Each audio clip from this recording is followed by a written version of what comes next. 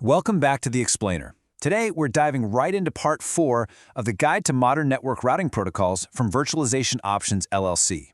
And we are going to laser focus strictly on Chapter 4, the internal algorithms. You know, if you've ever wondered how data actually finds its way across the globe with such mind-bending precision, and, well, what happens when routers get confused and accidentally send your traffic into a literal black hole, you are definitely in the right place. We're going to unpack the foundational math that makes all of our global connectivity possible. Now, just for a bit of context, this whole 20-part guide is put together by Virtualization Options LLC. They're a Colorado-based technology research, education, and advisory organization. Relying on their breakdown in Chapter 4, we're going to look under the hood of the Internet's traffic cops. We're going to uncover exactly how these network routers gather intelligence to map out their surroundings and how they make those critical, split-second forwarding decisions. So here's the big question. How do routers actually know the way through a sprawling enterprise network? I mean, to really understand the engineering behind this, imagine you're trying to navigate a massive, incredibly complex maze. How do you do it? Do you just ask the person standing immediately next to you which way to turn? Or do you absolutely require a complete top-down GPS map of the entire maze before you even take a single step? That fundamental choice changes everything about how a network operates. And honestly, that maze analogy brilliantly illustrates the fundamental paradigm split that Chapter 4 outlines.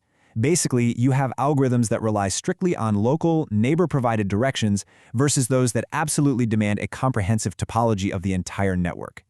These two distinct mathematical approaches pretty much dictate the architecture of almost all modern networking. It's not just a matter of preference either. The path you choose determines exactly how much memory your devices are going to need and how fast your network can recover if, say, an outage happens. All right, let's start with the first paradigm, distance vector protocols. Operating a network this way is literally like leaning out your car window to ask a neighbor for directions to the highway. You have no idea what the highway actually looks like, right? You just know it's 3 lefts and a right, based entirely on what they told you. Now, this requires very little brain power and super low CPU overhead from the router itself, which, was absolutely crucial in early network designs. But obviously, it inherently limits your overall visibility. Actually, the official industry term the source highlights here is one of my favorites. It's called routing by rumor, and it's exactly what it sounds like. Under this paradigm, routers completely lack a full picture. They only know the direction to send data and the distance to the destination, strictly based on the advertisements of the machines sitting right next to them. So it is quite literally a chain of rumors passed down the line, which, as you can probably guess, leaves plenty of room for some serious misunderstandings if even one of those neighbors happens to be wrong. So what protocols live in this family? Well, it includes RIP, the Routing Information Protocol. RIP operates by literally shouting its entire routing table out to its neighbors every 30 seconds. As you can imagine, that creates a whole lot of unnecessary network noise and congestion. But the source also calls out EIGRP, which is a much more advanced distance vector protocol. EIGRP upgrades this basic rumor process by bringing in the dual algorithm. This significantly accelerates how fast the network converges, or adapts, after a link goes down. That makes it way more viable for larger enterprise environments.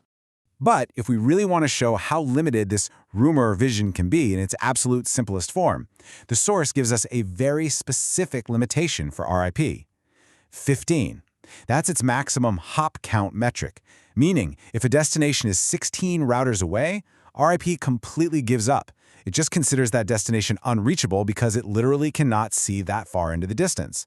Now, think about today's massive global networks. A maximum reach of just 15 hops? That's a pretty severe restriction. And really, because no individual router possesses the complete picture here, routing by rumor introduces some pretty significant vulnerabilities. The main risks? Well, you've got slow convergence, meaning it takes a painfully long time for routers to finally agree on a new path when a link breaks. That directly leads to dropped void calls, interrupted downloads, you name it. And then you have the dangerous threat of routing loops, where your data just endlessly bounces back and forth between confused routers, effectively melting down that whole section of the network. So that brings us to our second, much more robust paradigm, link state protocols. This category includes the heavyweights, things like OSPF and ISIS, which are basically foundational to modern enterprise routing. If distance vector was asking a neighbor for directions, link state is that top-down overhead GPS map we talked about earlier. Sure, it requires more processing power, but it delivers absolute certainty. Instead of relying on a sketchy chain of blind rumors, link state protocols follow a very strict mathematical sequence. Let's break it down.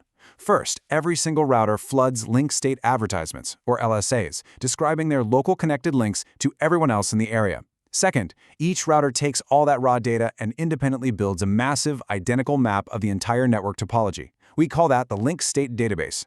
Finally, each router runs Dijkstra's shortest path first algorithm against that completed database to mathematically guarantee the absolute best path to every single destination.